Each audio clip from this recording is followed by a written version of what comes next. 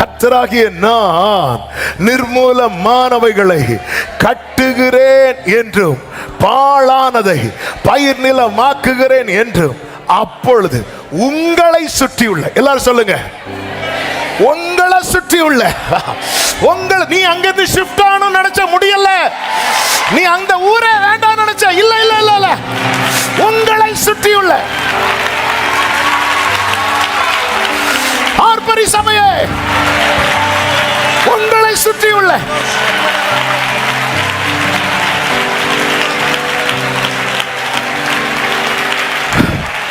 உங்களை சுற்றியுள்ள மீதியான ஜாதிகள் என்னது அர்த்தம்? சிலரை ஆண்டவர் எடுத்துட்டார், சிலரை வெளியே கொண்டு போயிட்டார், சிலரை வச்சிருக்கிறார். அவங்க அறியணும், அவங்க அறியணும். அவர் யார் தெரியுமாப்பா? பாழானதை பயிர் நிலமா. எப்படி சொல்ற? இதோ பாரு, இதோ என் வீட்டு பக்கத்தில் ஒருத்தர் இருக்கிறார். Jesus, Jesus.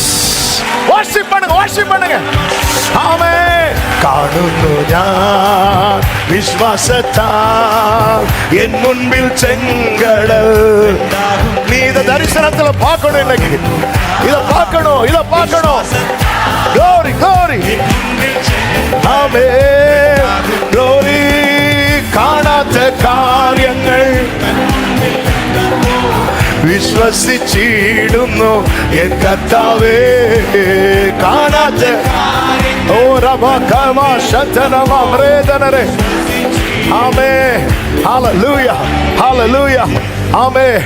எல்லா நிலையில இருக்கிறவங்க இதை கேட்டுக்கொண்டிருக்கிறீங்க, ஊழியம் செய்யறவங்க கேட்டுக்கொண்டிருக்கிறீங்க. உங்க மேல இருக்கிற அழைப்பை கூட அநேகர் கொஸ்டின் பண்ணாங்க. விசுவாச கண்ணுல பாருங்க, கர்த்தர் உங்களை கொண்டு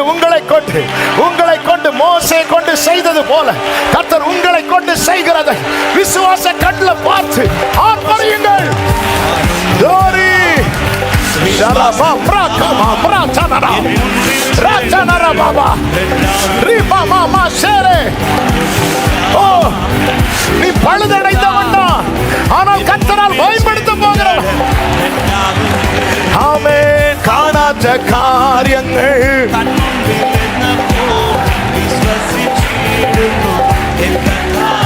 glory.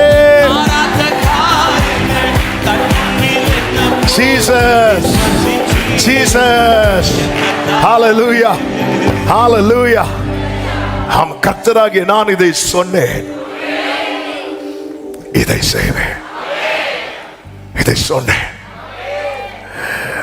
எசேக்கியேல் ஆண்டவர் தேவ தரிசனத்தில் 40வது அதிகாரம் 2வது வசனத்தில் தேவ தரிசனங்களில் அவர் என்னை இஸ்ரவேல் தேசத்துக்கு கொண்டு போய் என்னை மகா உயரமான ஒரு மலையின் மேல் நிறுத்தினார்.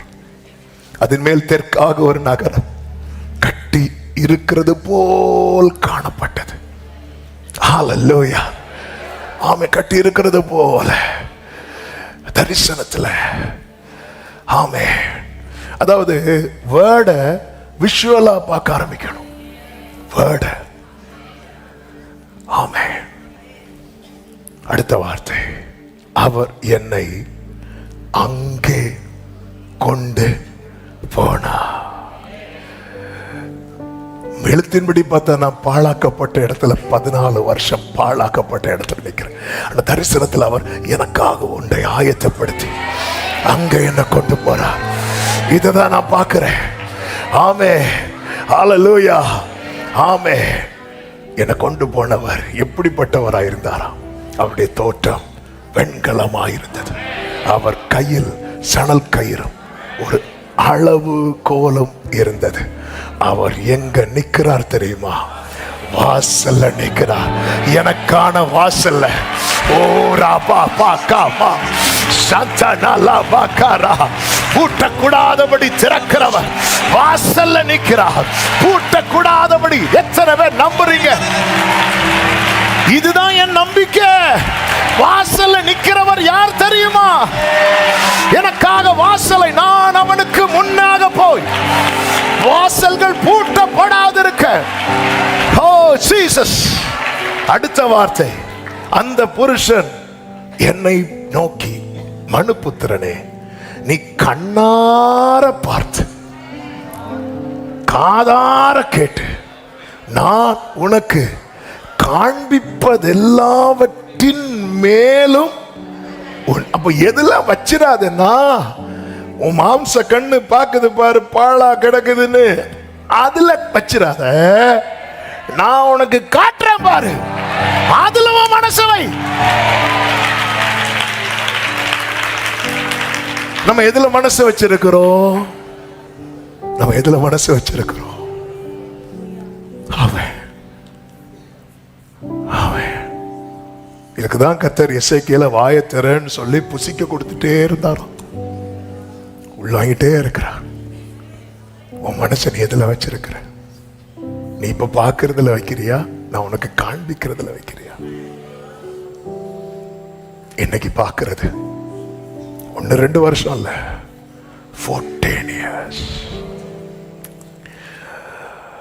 Thank you Holy Spirit.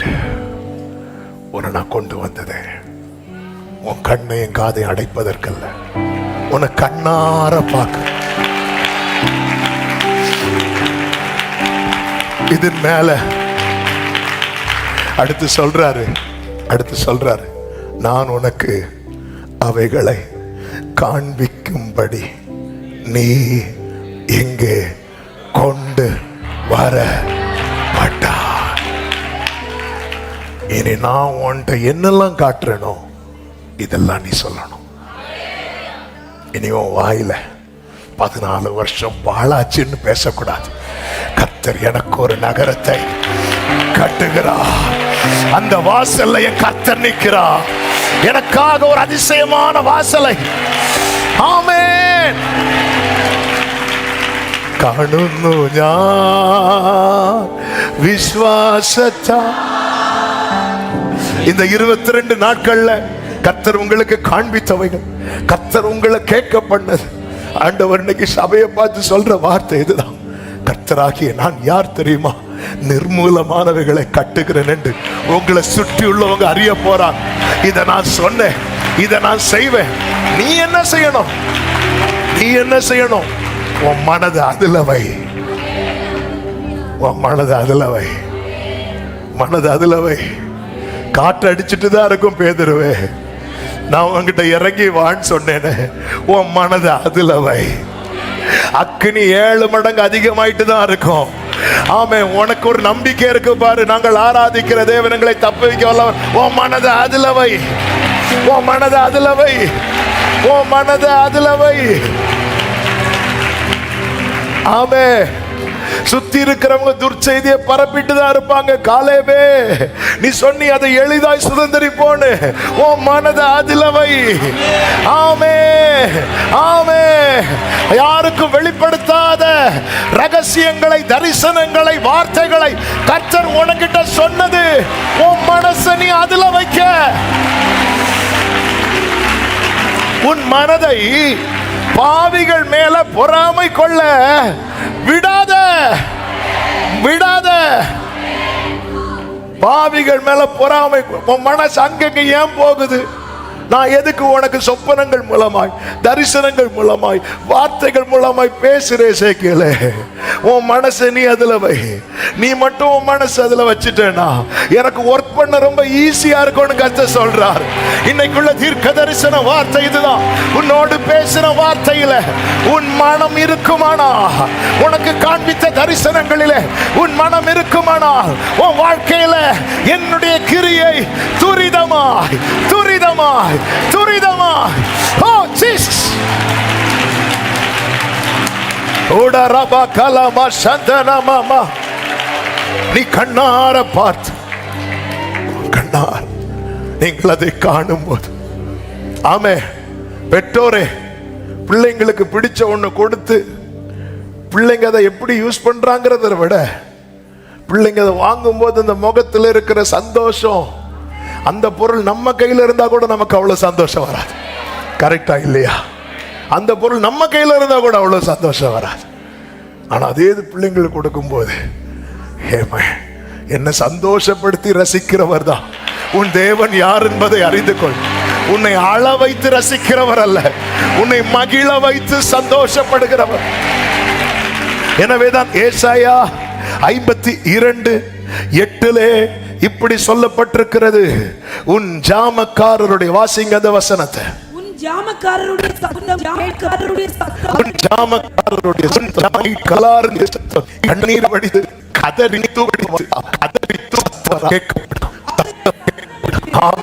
அவர்கள் சாத்தமிட்டு ஏகமாய் கம்பீரிப்பார். ஏனென்றால் திரும்பி வர பண்ணும்போது அதை எப்படி பார்ப்பாங்களா?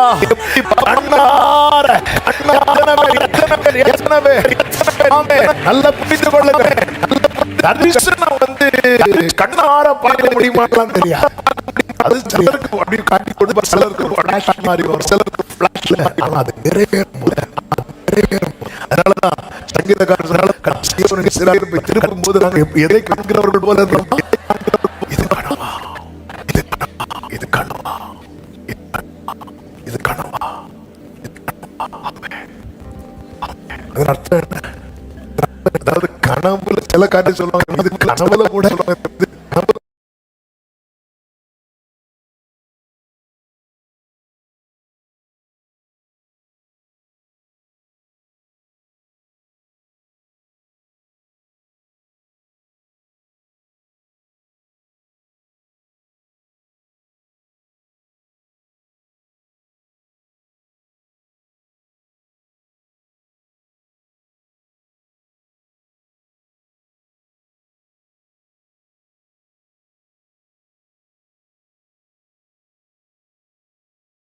இருக்கும்படி கண்ணார காண வைப்பா.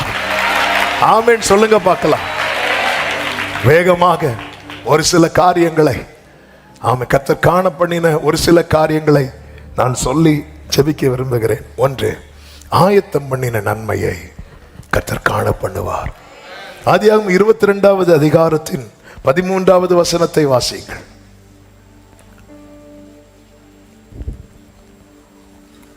ஆபிரகாம் தன் கண்களை ஏறெடுத்து பார்க்கும்போது இதோ பின்னாக புதரிலே தன் கொம்புகள் சிக்கிக் கொண்டிருந்த ஒரு ஆட்டுக்கடாவை கண்டான். அப்பொழுது ஆபிரகாம் போய் கடாவை பிடித்து அதை தன் குமாரனுக்கு பதிலாக தகன பலியிட்டான். இந்த சம்பவம் நமக்கு நன்றாய் தெரியும். நான் இந்த சம்பவத்துக்குள் போகவில்லை. நீ கவனிச்சீங்கன்னா தெரியும். இந்த கடாவை மட்டும் பார்க்கலன்னு வைங்களேன், நல்ல வார்த்தையை கேட்டாச்சு, எல்லாம் ஓகே. ஆனா அந்த இடத்துல அவருடைய பிரயாணமும் அவருடைய பிரயாசமும் ஒரு பலன் இல்லாதபடிக்கு தான் காணப்பட்டிருக்கும். இல்லை, பிரயாணம் 3 நாள் டிராவல் பண்ணி வராங்க. 3 நாள் டிராவல் பண்ணி வந்துட்டு ஆண்டவர் சொன்ன வார்த்தையை கேட்டுட்டு, இதுக்கு ஆண்டவர் இவ்வளோ கஷ்டப்பட்டு நடக்க விட்டீங்க. டிராவல் பண்ணி வந்தது மட்டும் இல்லை, அவங்க பலிபீடம் கட்டுறாங்க. பலிபீடம் ஆல்ரெடி அங்கே கட்டப்பட்டதில்லை. ஒவ்வொரு கல்லாக எடுத்து மினிமம் 3 hours மினிமம் அவங்க அந்த பலிபீடத்தை கட்டி இருக்கிறாங்க. ஆண்டவர் பேசுகிறவன் பிள்ளையாண்டன் மேலே கையை வைக்காதேன்னு கர்த்தர் தெளிவாக சொல்லிதான் புறப்படுகிறான். கேள்வி கேட்காமல் கீழ்ப்படுகிறான். கர்த்தர் பார்த்து கொள்வாருங்கிற நம்பிக்கையில் புறப்படுகிறான். பலிபீடத்துக்கு அங்குள்ள கற்களை எடுத்து கட்டுகிறான். உன் பிள்ளையாண்டார் மேல கை போடாதே. நீ என் சொல்லுக்கு கீழ்ப்படிந்தபடியா நீ கர்த்தருக்கு பயப்படுகிறவன் என்பதை நான் இப்பொழுது அறிந்திருக்கிறேன் அப்படின்னு ஆண்டவர் சொல்றார். சொன்னதுக்கு அப்புறமும் அவ்வளவு சொல்லிட்டு விட்டுட்டு கண்களை ஏறெடுத்து பார்க்கிறான். எங்க ஏறெடுத்து பார்த்துருவா நினைக்கிறீங்க? பைபிள் சொல்லுது, கண்களை ஏறெடுத்து பார்க்கும்போது இதோ பின்னாக. அப்ப சத்தம் வந்ததும் இப்படி பார்த்தார். இப்படி பார்த்துட்டு அவருக்கு என்னன்னா, ஆண்டவர் நான் வார்த்தையை கேட்டுட்டேன்ப்பா, அப்ப இவ்வளவு தூரத்துல என்னை கொண்டு வந்திருக்கிறீங்கன்னா இங்க எனக்கு ஒரு நன்மை ஆயத்தம் பண்ணி வச்சிருக்க. ஆமே. அவன் கண்களை இப்படி ஏறெடுத்து இப்படி பார்க்கிறான். ஒவ்வொன்னா அப்படி பார்த்துட்டே இருக்கிறான். அப்படி பார்க்கும்போது அப்படி திரும்பி இப்படி பார்க்கிறான் பாருங்க, பின்னாக. நன்மையும் கிருபையும்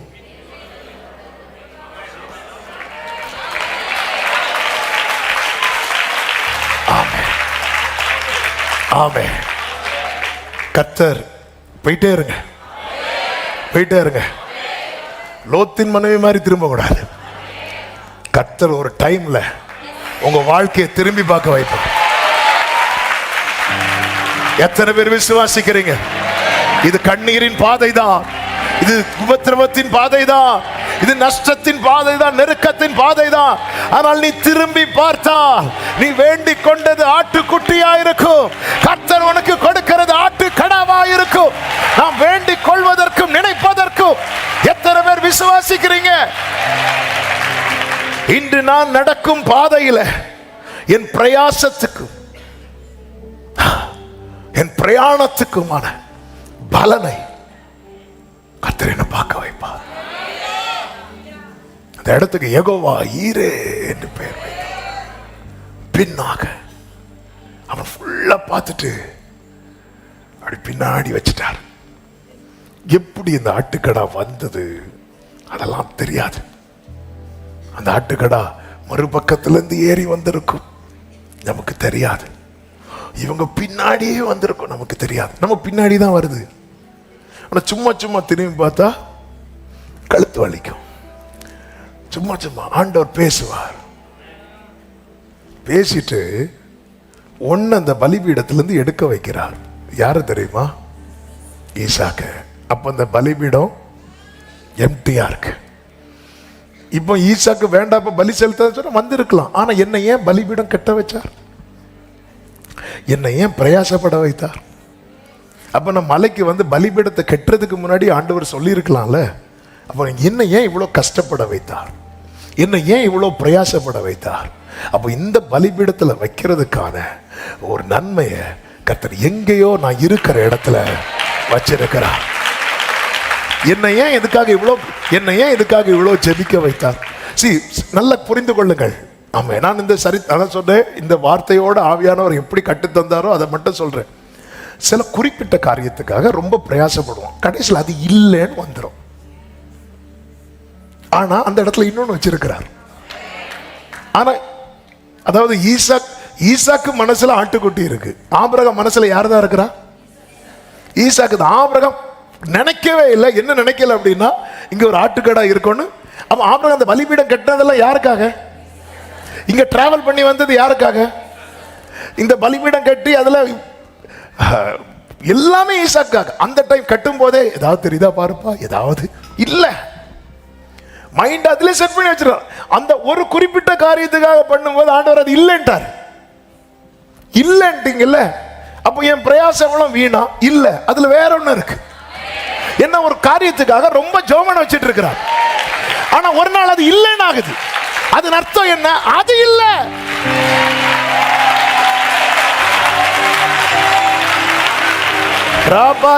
அது இல்ல, இன்னொன்னு வச்சிருக்கிறா, வேற ஒண்ணு வச்சிருக்கிறா. நீ என்னை நோக்கி கூப்பிடு, நான் உனக்கு உத்தரவு கொடுத்து, நீ அறியாததை நீ அறிந்த காரியத்துக்காய் செபிக்கிற, அறியாத நன்மையை வைத்திருக்கிறா. நீ அறிந்த காரியத்துக்காய் செபித்துக் கொண்டிருக்கிறாய். எத்தனை பேருக்கு நான் சொல்ற வார்த்தை புரிகிறது? இந்த 3 நாள் டிராவல் எவ்வளவு வேதனை இறுக பிடிச்சிட்டு, ஆண்டவர் நான் காத்து காத்து ஜெபம் பண்ணிட்டு இருந்தேன், போயிட்டு ஆண்டவரே இல்ல, அப்ப என் ஜெபம் வீணாயிட்டா. ஹல்லேலூயா. என் ஜெபம் எல்லாம் பதிலாகமா காத்திருப்போரு நாளும். சொல்லுங்க, வறண்ட நிலம் நீரூற்றாய் மாறும், பெருமழை ஓ நாம் நினைப்பதற்கும் வேண்டுவதற்கும் மேலாய் மேலாய் நன்மை செய்வார். நான் வெட்கப்பட்ட ஈடாய் ஈடாய் நன்மை செய்வார். பரிபூர்ண ஜீவன் பராக்கிரமமே, ஜோதிகளின் பிதாவே மனமிரங்கோ. பராக்கிரமமே. இப்ப சொல்லுங்க, என் தேவன் எனக்காய், என் தேவன் எனக்காய் என்றாகிலும்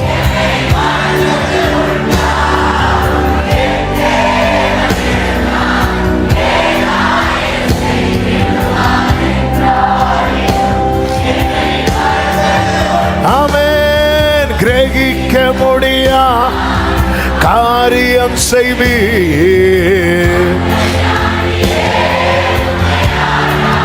க்ளோரி. கிரகிக்க முடியா